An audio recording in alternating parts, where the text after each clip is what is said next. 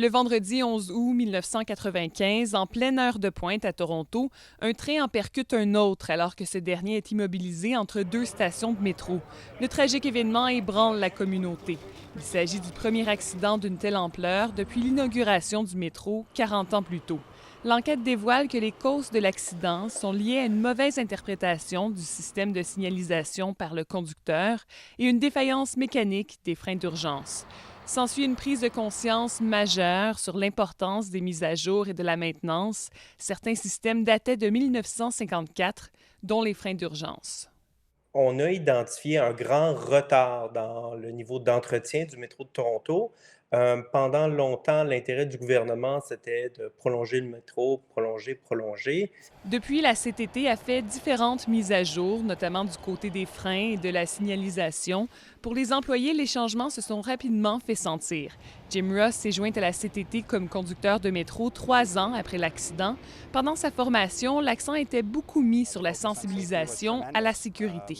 When I was in my training, the train was still here on the property at the TTC, and we were walked over and we were told what happened. Au fil des ans, la CTT a mis en place les 236 recommandations du coroner et de son enquête interne. En 2015, 20 ans après le drame, elles avaient toutes été complétées. Les leçons tirées continuent de se refléter dans les travaux actuels, avec notamment l'automatisation du système de signalisation qui est en train d'être mise en place sur la ligne 1.